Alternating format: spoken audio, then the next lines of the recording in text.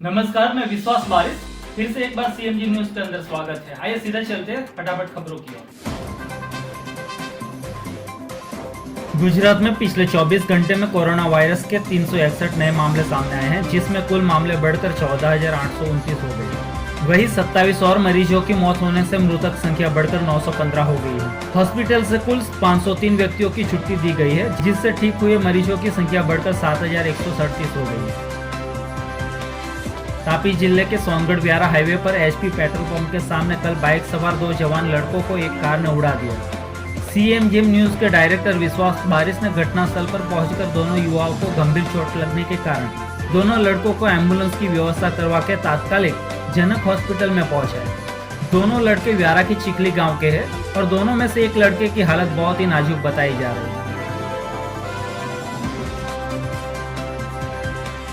सूरत से यूपी बिहार जाने वाली श्रमिक ट्रेनों का सफर यात्रियों के लिए किसी बुरे सपने से कम नहीं। ट्रेनें रिकॉर्ड तौर देरी से चल रही है। जो ट्रेनें 22 से 24 घंटे में अपने गंतव्य तक पहुंच जानी चाहिए, वे 4 से 5 दिन तक रास्ते में ही अटकी हुई है।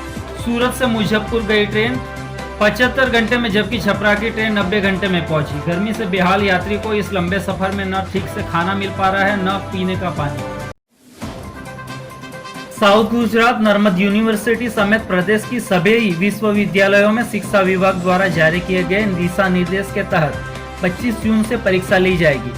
किसी कारणवश कॉलेजों में ग्रेजुएट की परीक्षा लेनी संभव न हो तो यूजीसी की गाइडलाइन के अनुसार छात्रों को मेरिट बेस्ड प्रोग्रेशन के आधार पर मार्क्स देना होगा। यूजीसी द्वारा मार्क्स देने के नियम भी बनाए गए हैं। इसके तहत 50% आंतरिक परीक्षा के आधार पर अंक दिए जाएंगे।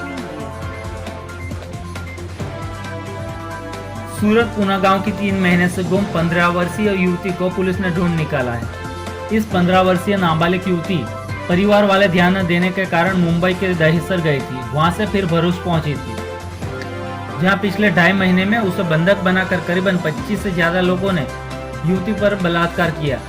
पुलिस ने आरोपियों की पहचान कर ली है, पर अभी तक आरोपी पुलिस के हाथ में नहीं लगे।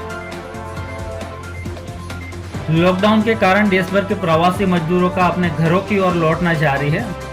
मंगलवार को सुप्रीम कोर्ट ने देश के अलग अलग राज्यों में मजदूरों को आ रही परेशानियों पर स्वतः संज्ञान लिया।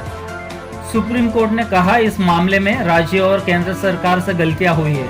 अब केंद्र और राज्य सरकारें मिलकर प्रवासी मजदूरों की यात्रा। सुप्रीम कोर्ट ने कहा, इस मामले में केंद्र और राज्य सरकारों को फौरन प्रभावी कदम उठाने की जरूरत है। अदालत ने केंद्र, राज्यों और केंद्र शासित प्रदेशों को नोटिस जारी कर 28 मई तक जवाब मांगा है। चीन के राष्ट्रपति शी जिनपिंग ने सेना से कहा है। जिनपिंग ने आर्मी के साथ मीटिंग में ऐसा कहा, हालांकि किसी खतरे का जिक्र नहीं किया। दूसरी ओर लद्दाख में भारत और चीन के बीच पिछले कुछ दिनों से तनाव की स्थिति बनी हुई है।